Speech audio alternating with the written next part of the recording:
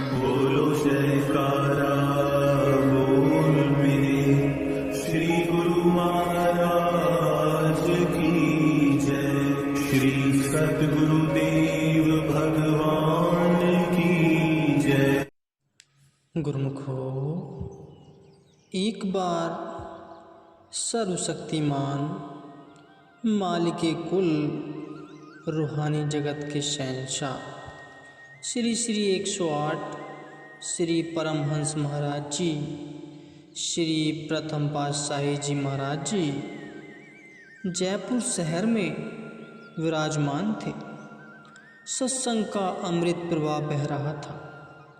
उस समय एक भक्त ने विनय की, हे प्रभु, सकाम कर्म में मनुष्य अपनी इच्छा अथवा मनोकामना की पूर्ति के लिए जी तोड़ परिश्रम करने में लगा हुआ है। उस कार्य को जिसमें कि उसका स्वयं का कोई स्वार्थ नहीं छुपा होता है, बहुत लगन एवं दिली शौक से पूरा करने का प्रयत्न करता है। जब उसकी मनोकामना अभिलाषा पूर्ण हो जाती है तो इससे उसको अपार खुशी होती है, परंतु विपरीत इसके कोई निष्काम करने का संकल्प करे तो यह बात सत्य ही है कि निष्काम कर्म अवश्य कठिन होते हैं, क्योंकि निष्काम का अर्थ बिना प्रयोजन के अथवा बिना अपने स्वार्थ सिद्धि के केवल मालिक की सेवा समझकर कार्य में रत रहना है। निष्काम कर्म करने वाले की कोई प्रकट रूप में अपनी इच्छा अथवा कोई भी कामना तो होती नहीं, इसलिए गुप्त रूप में उसे क्या फल प्राप्त होगा। भक्त की विनय सुन श्री परमहंस दयाल जी ने फरमाया, तुम्हारी बात सुनकर हमें एक दृष्टांत याद आ गया, उसे गौर से सुनो। किसी गांव में एक विधवा रहती थी। उसका एकमात्र लड़का था। चक्की आदि पीसकर वह गरीब स्त्री अपना तथा अपने पुत्र का जीवन निर्वाह करती थी। एक दिन उस देश के बादशाह सुंदर सवारी पर बैठकर कहीं जाते हुए इसी गांव से गुजरे थे। धूमधाम बैंड बाजे एवं आतिशबाजी आदि तथा साथ में अत्यधिक सेना व जनसमूह पीछे चला आ रहा था। कोलाहल सुनकर यह लड़का भी तमाशा देखने बाहर आया। देखता क्या है कि बादशाह की अति सुसज्जित सवारी बड़ी शान व धूमधाम से इसी ओर चली आ रही है।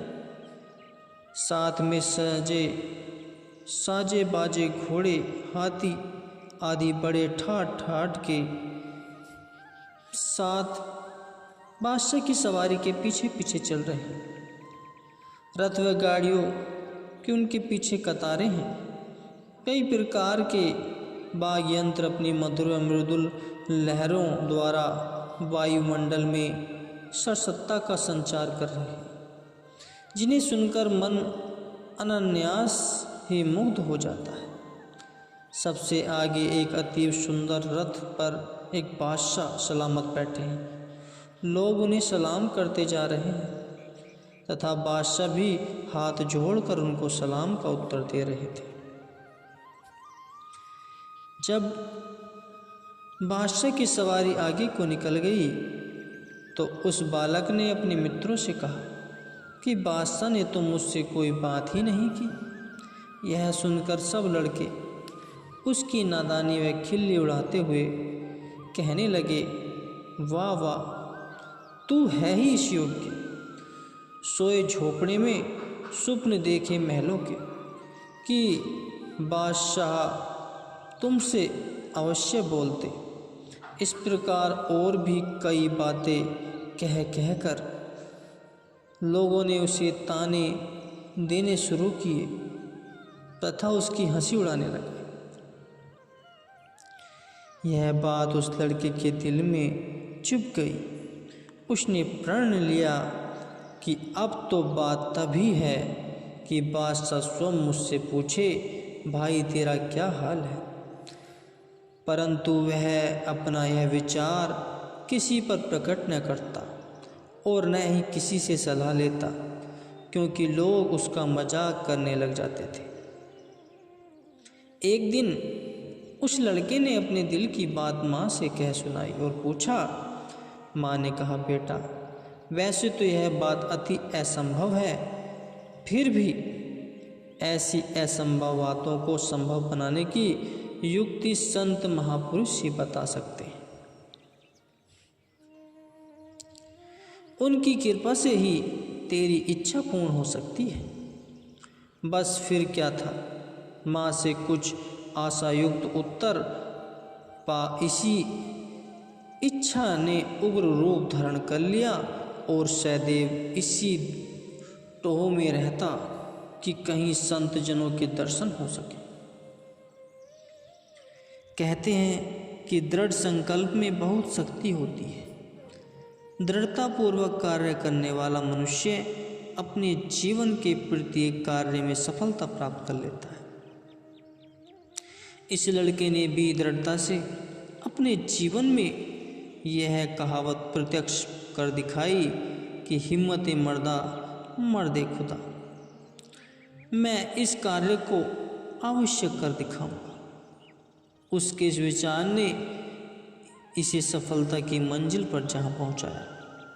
वह किस प्रकार, आगे सुनिए। एक बार शहर के बाहर कुछ एक साधु की मंडली आकर ठहरी। यह लड़का वहाँ जाकर साधु की सेवा करने लगा। उनकी सेवा ऐसी श्रद्धा भावना तथा तन प्राण से करने लगा कि मंडली के सब साधु इससे खुश हो गए। जब वे उस स्थान से चलने लगे तब उन्होंने इस बालक से कहा, वंश, हम सब तुम्हारी सेवा से अति प्रसन्न हुए। जिस श्रद्धा भावना से तूने हमारी सेवा की है, अब जो भी इच्छा हो हमसे मांग ले। तब उस लड़के ने हाथ बांधकर कहा, महाराज, मेरा मनोरथ यह है कि हमारे देश का जो बादशाह है वह मुझसे प्यार से पूछे कि क्यों भाई, तेरा हाल क्या है तथा तू क्या चाहता है। यदि आप मेरी यह अभिलाषा पूर्ण कर सकते हैं तो कर दीजिए। लड़के के मुख से यह बात सुनकर वे भी आश्चर्यचकित हुए न रह सके और कहने लगे कि यह तेरा कैसा मनोरथ है बेटा। धन दौलत, इज्जत मान, मकान, सामान आदि जो भी तेरी इच्छा हो हमसे मांग ले। यह क्या व्यर्थ की बात कर रहा है। लड़के ने कहा, महाराज, बेकार अथवा लाभप्रद जो कुछ है मेरी तो यही मात्र हार्दिक आकांक्षा है। यदि आप इस इच्छा की पूर्ति करने की कृपा कर दें तो बहुत अच्छा, अन्यथा मुझे और किसी वस्तु की इच्छा नहीं है। कुछ क्षण सोचकर एक महात्मा जी ने कहा, अच्छा बेटा, एक युक्ति हम तुझे बताते हैं, उसी के अनुसार ही तुम करना। वह युक्ति इस प्रकार है। इस शहर के बाहर इसी देश के बादशाह का अमुक स्थान पर जो महल बन रहा है, तू कल से वहाँ टोकरी ले जाकर मजदूरी करने का काम शुरू कर दे और वहाँ अत्यंत परिश्रम व दिल लगाकर काम किया करना। परंतु साथ ही इस बात को याद रखना कि जिस समय सायंकाल हो वहाँ वेतन बंटने लगे तो तू उस समय वहाँ से खिसक जाया करना।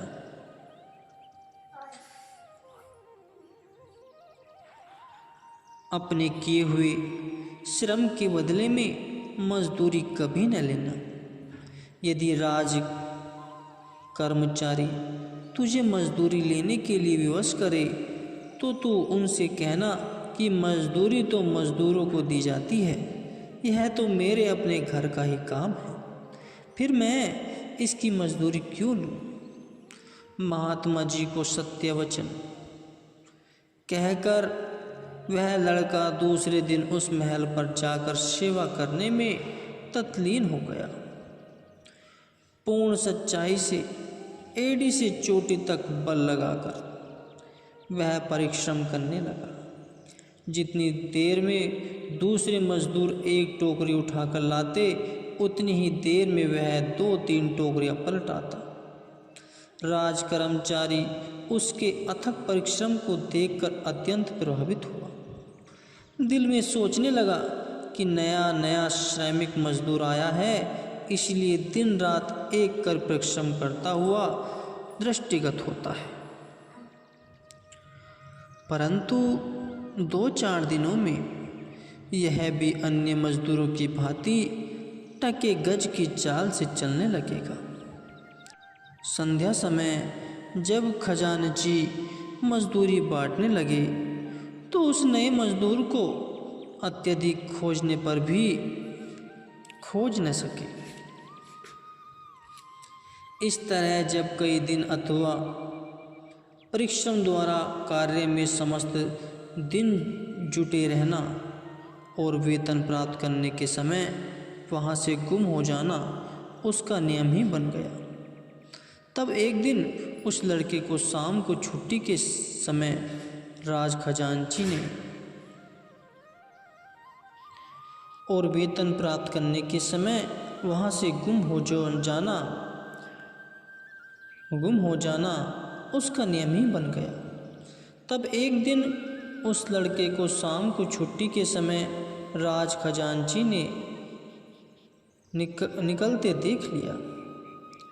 तब खजांची उससे पूछने लगा कि तुम यहाँ पर किए गए अपने परिश्रम की मजदूरी क्यों नहीं लेते? मैं कितने दिनों से देख रहा हूँ कि तुम कार्य को पूरे श्रम से करते हो और जब वेतन विवरण का समय आता है तब न मालूम तुम कहाँ अदृश्य हो जाते हो। इसका कारण क्या है? उस समय लड़के ने महात्मा जी की बताई हुई बात कह दी कि मेरा तो अपने ही घर का काम है, फिर मैं मजदूरी किस बात की लूँ?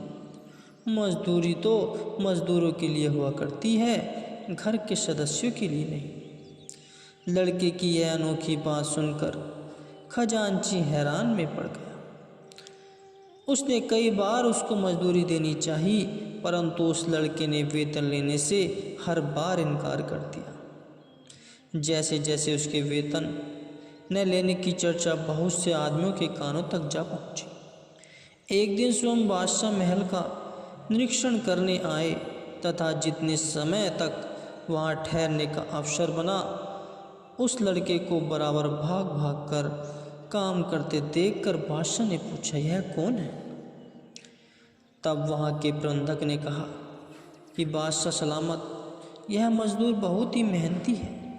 जब से यह यहाँ पर कार्य करने के लिए आया है, आज तक इसी चाल में ही अत्यधिक परिश्रम करने में जुटा हुआ है। इसके कार्य करने में कभी भी शिथिलता नहीं आने पाई। बादशाह उसे देखकर हैरान हो गया। उन्होंने प्रबंधक से कहा, इसने जरा सी देर में ही कितने चक्कर लगा डाले, अतः आज तुम इसको कुछ ज़्यादा मजदूरी दे देना। कार्य प्रबंधक ने विनय की, हुजूर, इस लड़के का अजीब हाल है। यहाँ पर इसको काम करते हुए लगभग 2 महीने हो आए हैं। इसी प्रकार ही जी तोड़ परिश्रम करता रहता है, असावधानी वह अवकाश कभी नहीं करता। सुस्ताना तो इसने सीखा ही नहीं। इस पर ही हाल यह है, मजदूरी नहीं लेता। न लेने का कारण पूछने पर कहता है कि यह तो मेरे अपने घर का काम है, इसकी मजदूरी क्या लूँ? बादशाह भी यह उत्तर पाकर आश्चर्य में पड़ गए। साथ ही मन उसकी प्रशंसा किए बिना न रह सके। उन्होंने लड़के को अपने पास बुलाकर पूछा, कहो भाई, तेरा क्या हाल है? तू क्या चाहता है? एवं परिश्रम करने पर भी मजदूरी क्यों नहीं लेता। बादशाह की यह बात सुनकर वह लड़का हाथ बांधकर खड़ा हो गया तथा प्रश्नोत्तर में कहने लगा, बस सरकार, आज मैंने अपनी मजदूरी करने का वेतन प्राप्त कर लिया, इसके अतिरिक्त मुझे कुछ नहीं चाहिए।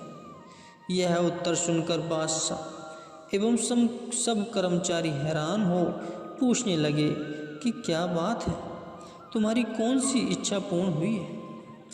तब लड़के ने हाथ जोड़े हुए कहा, महाराज, काफ़ी समय से मेरी हार्दिक अभिलाषा थी कि आप मुझे यह कहे, क्यों भाई, तेरा हाल क्या है और तू क्या चाहता है।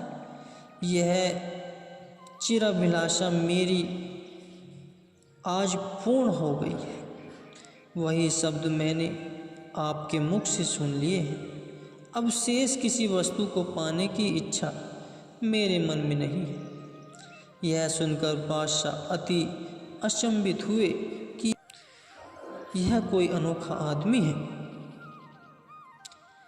इसकी कोई बात समझ में नहीं आती। इसने तनिक सी बात के लिए इतना कठोर परिश्रम किया।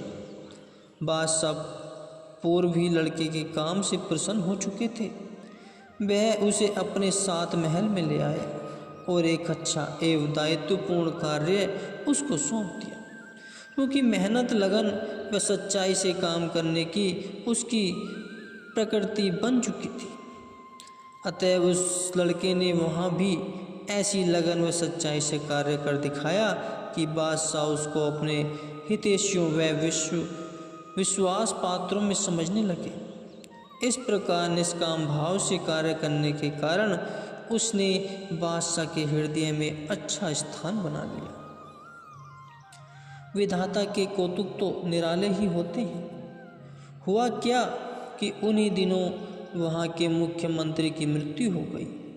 तब बादशाह ने उस लड़के को मुख्यमंत्री के उच्च पद पर नियुक्त कर दिया। उसके उचित प्रबंध करने की चर्चा सारे शहर में फैल गई। बादशाह की एकमात्र पुत्री थी। उस लड़के को हर प्रकार से सुयोग्य जानकर कुछ समय उपरांत अपनी राजकुमारी का विवाह भी बादशाह ने उसके साथ कर दिया। इस प्रकार वह बादशाह के परिवार का ही सदस्य बन गया। बादशाह का अपना कोई पुत्र न था। अतः जब बादशाह की मृत्यु का समय निकट आया तो इसी दामाद को ही अपना राज्य सौंप दिया। अंत में वही लड़का उस राज्य का बादशाह बन गया। यह दृष्टांत सबको सुनाकर श्री परमहंस दयाल जी ने फरमाया कि अगर वही लड़का मजदूरी ले लेता तो 2-3 महीने के 50, 60 अथवा 100 रुपये मिल जाते, परंतु निष्काम कर्म करने की युक्ति संतों द्वारा सीख वही गरीब विधवा का लड़का बादशाह बन गया। जब इस दुनिया में भी निष्काम कर्मों का अच्छा परिणाम मिल सकता है तो क्या परमात्मा की दरगाह में निष्काम कर्म व्यर्थ चले जाएंगे? नहीं, ऐसा कभी नहीं सोचना चाहिए। जैसा कहा है, तुलसी विलंब न कीजिए, निश्चय भजिए राम, जगत मजदूरी देत है, क्यों राखे भगवान। निष्काम कर्म करने में बहुत शक्ति भरी हुई है। किसी जीव के भी निष्काम किए हुए कर्म कभी व्यर्थ नहीं जाते। जैसे किसी प्रकार का भी बीज जमीन में बोया जाए तो समय पाकर अवश्य ही अंकुर फूट जाता है। इसी प्रकार ही निष्काम कर्म भी समय आने पर अपना रंग अवश्य लाता है। यह श्री वचन श्रवण कर समस्त संगत प्रसन्नता से गदगद हो गई तथा नत सिर हो उनकी सहृदया के गीत गाने लगी।